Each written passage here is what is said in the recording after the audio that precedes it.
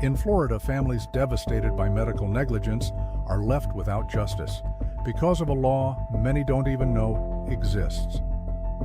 Florida's free kill law prevents families from holding doctors accountable. These are real stories with real loss and no justice. Contact Ed at 561-239-2417 or visit afreekill.com. Today we uncover the truth, share real stories, and demand change. Good evening, and thank you again for taking time out of your day to listen to our, to listen to our podcast. We have a show today that I've been very, very excited, anxious about bringing to you. It's another story of just a tragic case of medical error, but the circumstances of this one are particularly compelling. We have the sister and the mother of the victim. The sister is Kristen Pfennig, and she's an EMT. The mother is Sandy Bass, and she's a nurse. And without any further ado, let's bring them in and hear the story about Gerald. Good evening, Mrs. Bass. Kristen. Hello. Thank you for taking the time to be with us. What I'd like is for the viewers to get an idea of the character, the nature of Gerald. You know, what kind of a man he was. And, you know, if you could share a little bit about his condition.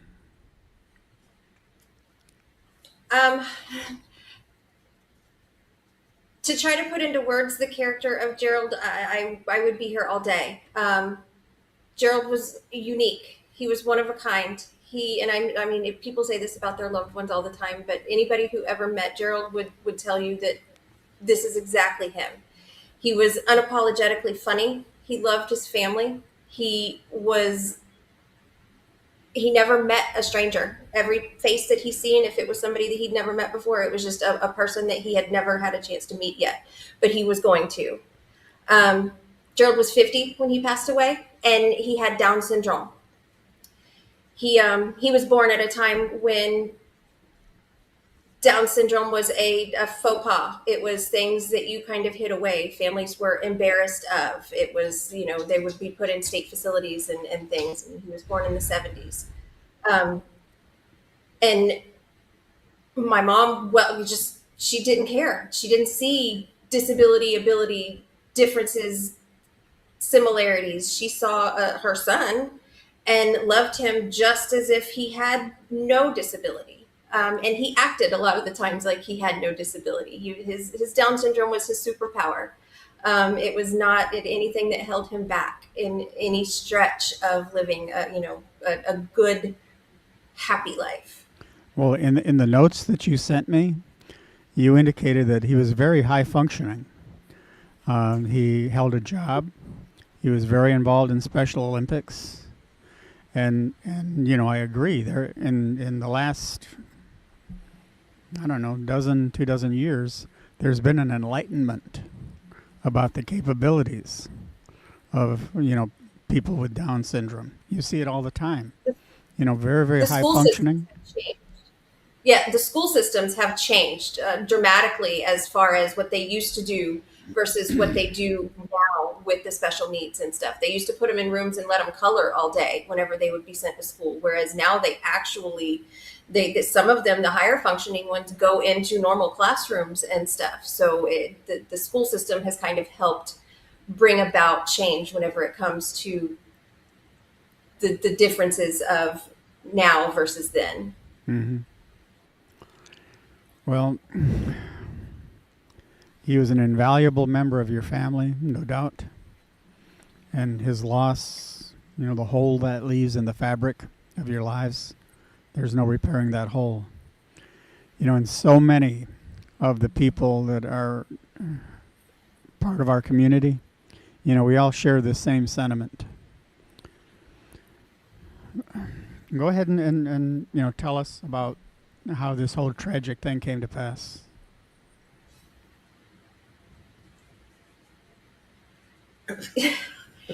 So he started coughing one morning, and got to where he was having a little bit of like wheezing, and he couldn't get anything coughed up.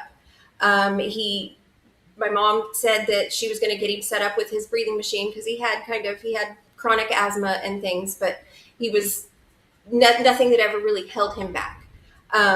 So she was getting his breathing machine set up to kind of see if that would help, because it was the first thing in the morning whenever he woke up. And she said that while she was getting it set up, he was sitting in his chair and he just kind of went plain faced and collapsed out of the chair. So she immediately called 911. EMS showed up. They said when they got there that he did have a pulse and stuff, but they loaded him up, took him to the emergency room. I guess at some point in time, there was CPR that was done on him. They intubated him in the ambulance on the way to the emergency room. The first emergency room that they took him to is one step above a urgent care. So they kind of made sure he was stable there. He was breathing on his own. He was still ventilated, but he was able to breathe over the vent at that time. So they set him up to have him transferred to another facility. They transferred him the same day. He went to another hospital that is local to where we are, and he was in the emergency room there. They did a CT scan of chest, abdomen, and head. The head CT showed that he had some mild swelling, and they recommended that he have an MRI. Instead of having the MRI, they admitted him into the ICU. We questioned the next day about the MRI, and they told us that they couldn't do it, that they had to redo the CT first. They never really, excuse me, they never told us that they couldn't do the MRI. They just basically hushed any talk of the MRI and said that they were going to repeat the CT scan on Tuesday. This was on a Monday that was the next day because he went in on Sunday. So on the second day that he was there, they had him on propofol and stuff just to keep his body relaxed. So the first official day that he was there after being in the emergency room, they tried weaning him off of that. He handled it well. He never had stopped breathing on his own. The ventilator was just there for assist. But his blood pressure was spiking. So they said that they needed to give his body a little bit more time to rest. They put him back on the propofol and the midazolam. And that was pretty much it that happened on that second day. The third day is that Tuesday. They did the repeat CT. That CT showed that his brain had swole worse than the first one that they had done 2 days prior. We questioned again. I'm sorry to interrupt, but did they ever give you any explanation for why they thought that the edema might have gotten worse? The cerebral edema? You say that he didn't hit his head when he fainted, right? There was no Never. He was sitting in a chair just like me, kind of slumped forward onto her. So yeah, there was never any head trauma. So they never could give any for the cerebral edema. Not about that, or what about actually caused him to faint breathing. or pass out. What that original cause was. And then, so after they did the second CT that showed that it was worse, we questioned again the MRI, and that is day 3. And that's when they tell us that they do not have an MRI that is capable of doing a scan on someone that is intubated. They said that they needed a special MRI machine, and this facility did not have it, which they knew that on day 1 when he went in.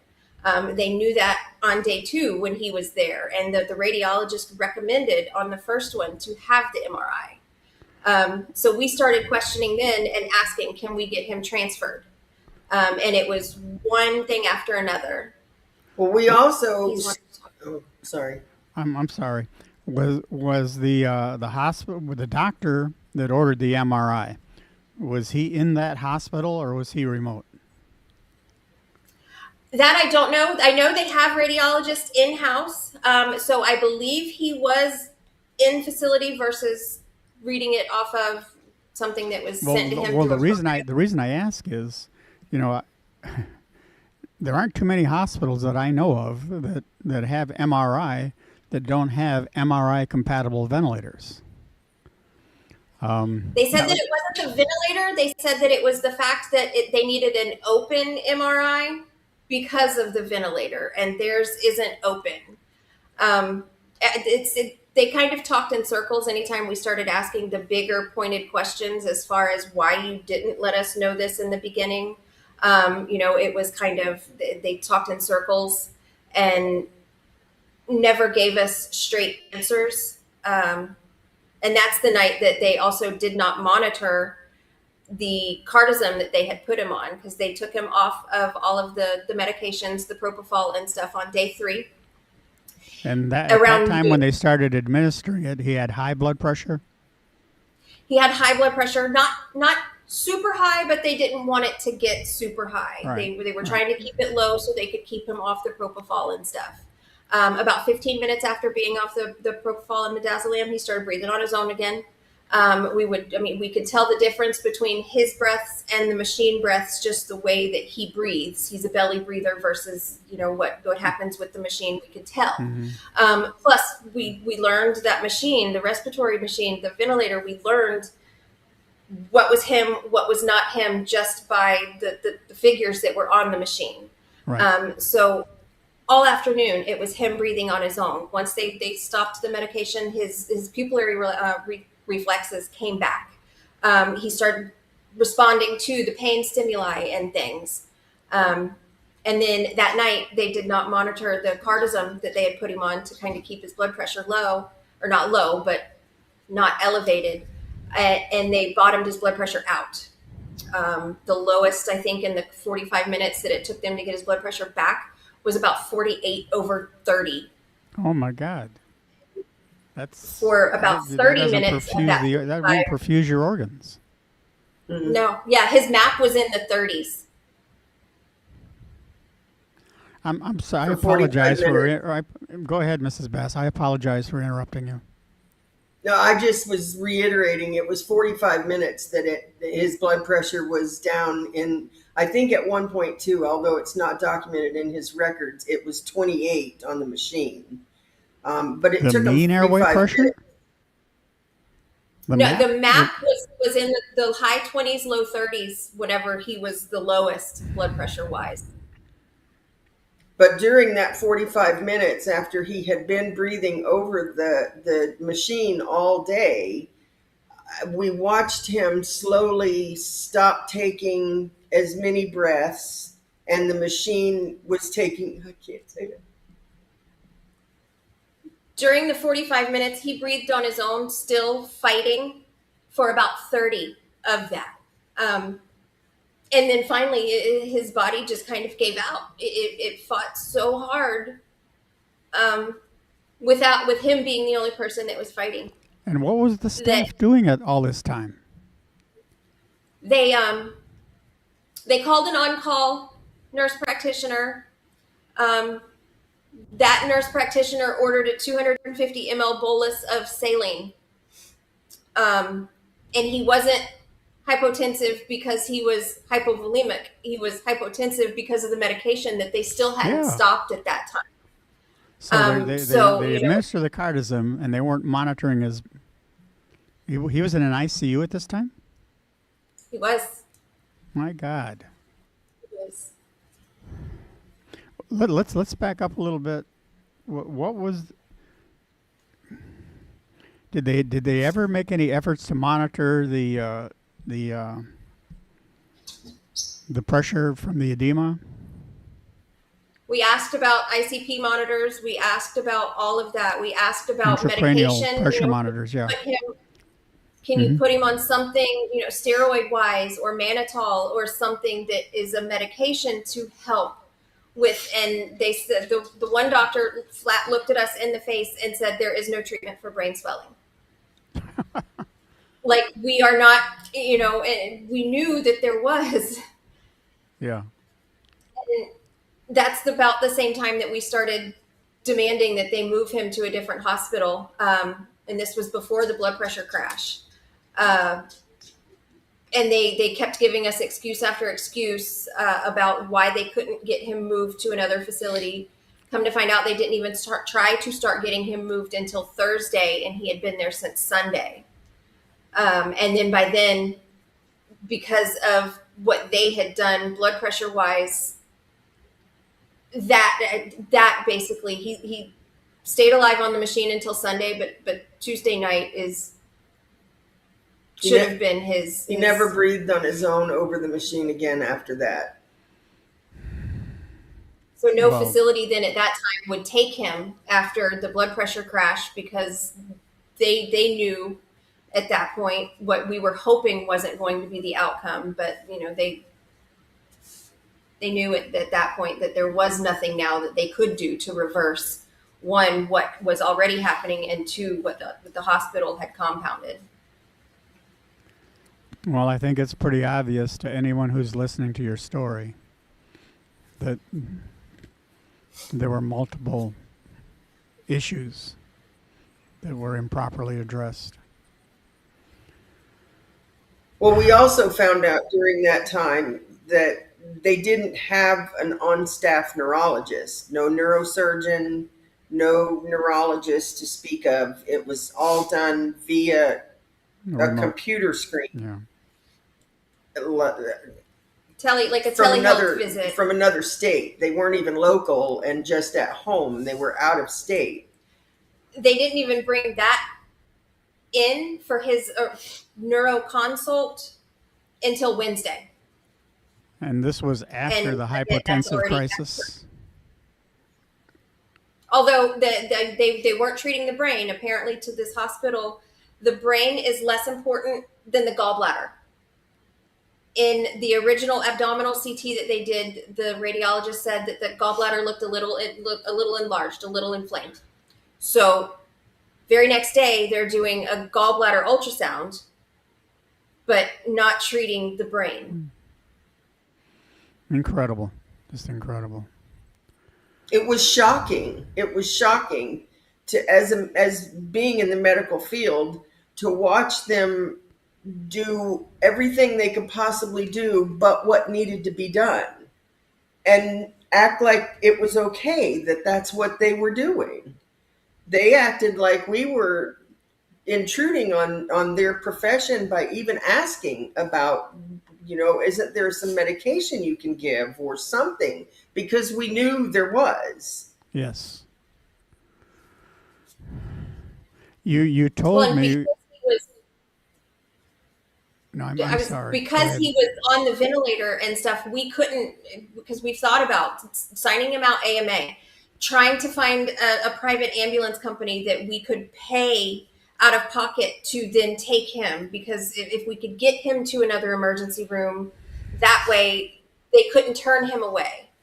But we couldn't find anybody that we would be able to facilitate doing that. Most of the ambulance companies needed, because it was hospital to hospital, not like hospital home, they needed a doctor's order to be able to transport, and we couldn't get a doctor to sign. Expand a little bit on what you told me about after Gerald's passing, the comments from other members of the special needs community in your area relative to that hospital. So once we started the Justice for Gerald and the Healthcare Coalition, the leader of the local Special Olympics, who has known Gerald since he was younger. I mean, she Middle school. has known him forever, because he did everything, every sport he could do, he did. She had reached out and said that she had been tracking a few, and she thinks that the hospital is intentionally delaying care or not doing their due diligence for the special needs, because she's noticed that there have been several over the last couple of years that have gone in for things that should not be life-threatening, that they never came out from. Which after what we witnessed with Gerald, it does make sense. It's like they wanted to do just enough to keep him alive for as long as they could, but not do enough to where now we're going to mess up and let him live, because then we could sue on behalf of him if he would have come out of the hospital. You're So making they reference. had, You're making reference to the profile because he was Yep. older than 25, single, and no dependent children. But if he would he's have a free lived- kill. Correct. Which is almost 100% of the special needs community here. Exactly. almost, I mean, yeah, all over Florida, it's disproportionately affects the special needs community because they're not the ones that are going to be getting married, having kids. They're the ones that are living with family for their entire lives. That our loss shouldn't be any less grievance and looked upon any less than if he would have been 24 or if he would have had a child. A loss is a loss, and pain is pain, and grief is grief, regardless of if you're on this side or that side of that law. How did you find out about the free kill law? When we left the hospital, after we had to set up funeral and do all of that, we didn't know what to do anger wise and with our grief. So we channeled our grief into trying to now do something to prevent it from happening again. If there was something that we could do to hold the doctors accountable, something we could do to hold the hospital accountable so that maybe somebody else's family member doesn't do this. And we started contacting attorneys, and probably over the course of 2 days, I probably talked to 20. She probably talked to just as many. And we were getting turned down left and right, left and right, left and right. And we didn't know. We had no idea why. I mean, to us and anybody else that we described what happened to, they're like, clear cut. There should be no question. And it wasn't until one attorney just finally explained to us why. He flat said, he's like, I'm not saying that I can't take the case because there is no case. He's like, from what you're saying, there's definitely a case and a presentable case and a winnable case. He's the one that told us about the Florida free kill. And then we started looking into it, and we're absolutely appalled that we live in a state that cares that does not care, that and shows it in writing in a law that, there's the half of their population almost, they doesn't matter if they die or not. Sophia, can we bring up the family photo, please?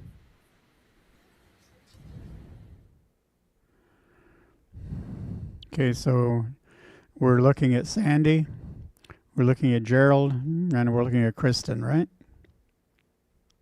All you got to do is look at those smiles, and you know the love that this family had for one another. And all of us in this community, we all know that there is no price that you can put on that. Thank you, Sophia.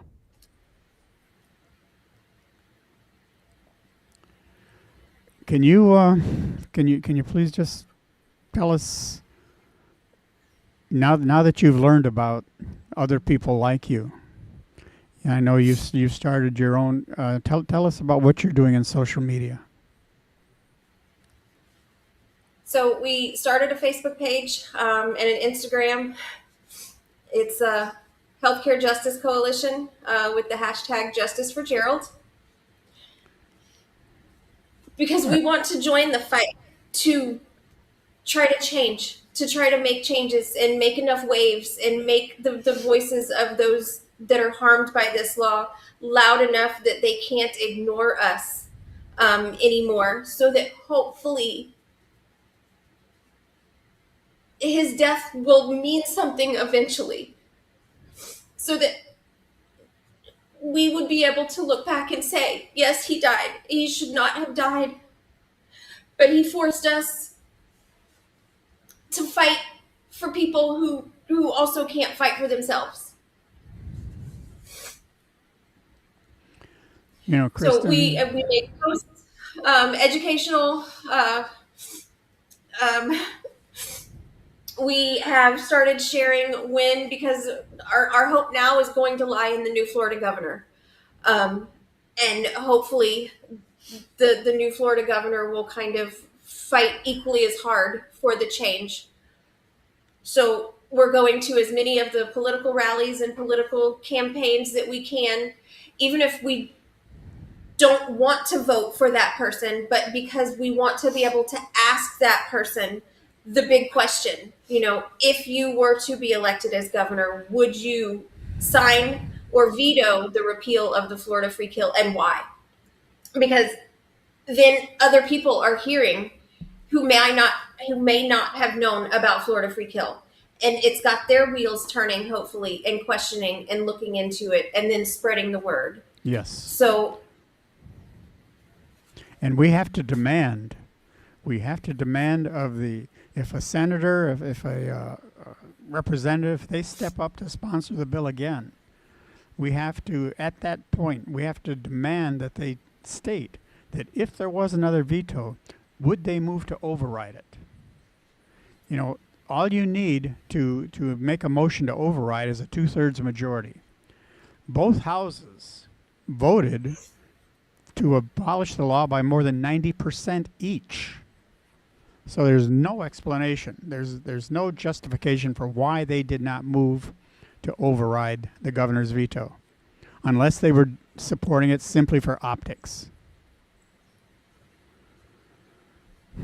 and at this point nobody really would know unless they change their vote now. If it ever gets brought up again, are they going to change their yes that they did originally to a no? I think they had refused. Somebody from the Senate, I know the name, but I don't want to say the name, refused to do that vote.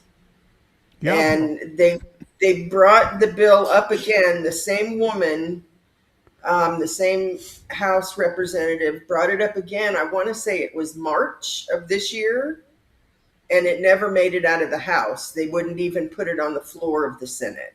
So those people who voted yes back in 2025 are now wanting to not have anything to do with it from the way it looks, because they wouldn't even bring it to the floor of the Senate to vote. So it basically died in the House. Well, there is going to be a lot of collaboration, you know, with people like you, people like me, and the rest of the members of the Florida Medical Rights Association, the healthcare initiatives, the just your coalition. There's going to be a lot of collaboration, and we are getting more and more voices all the time. Do you have any final thoughts you want to share? Just definitely, if the law doesn't affect you, it affects someone that you know. Right. So it may not be something that really you think about, but if you see a post talking about it, if you see someone on a social media page that's sharing information, share that information too. Even though it's not information that really it concerns you, it concerns people that you know. Because if you do the math of per census and stuff in Florida, it is almost half of the population that this law affects. Well, So it may not be you. Very well said. It's your neighbor. And the odd thing about it is they claimed that this was to save money, but then when they voted for caps, they refused to put caps on the people who are allowed to sue. So there's no money saving involved at all when there's no caps. No, you're right, Sandy. On what And all the points in a white paper that the lobbyists made, you know, all of them have been debunked. You know, none of them are true. Well, you can pull up all of the lobbyist names because I did that on the last bill that they brought up in March. And they're all medical providers, they're insurance companies, they're physicians groups, hospitals, and that's unelected. Unelected is who they're listening to instead of the elected voters in the state. who they're supposed to represent. Exactly. Listen, I'm terribly sorry we're out of time. We're out of time, but from the bottom of my heart, thank you for being willing to tell your story. I know it hurts. I know how hard it is, but your story is going to be a very, very powerful piece to our total message. Thank you. We'll talk again soon, Thank okay? you.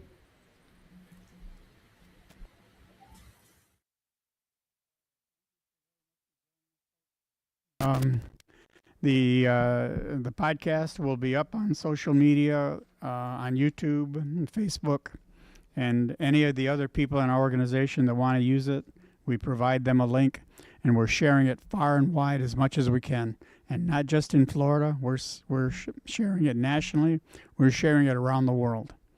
Okay, they are going to have to listen to us. Thank you very much. Good night. Thank you for watching The Fight Against Free Kill Laws with Ed Salazar, where we interview those who have dealt firsthand with medical malpractice. Families are devastated by medical malpractice and left with no justice. This isn't just a loophole. It's a failure to protect the ones we love. It's time to change the law. It's time for accountability. Contact your state legislatures, visit afreekill.com for more information on how to help, or contact Ed at 561-239-2417. Because every life should matter. You're listening to A Fight Against Free Kill Laws from AMP Media.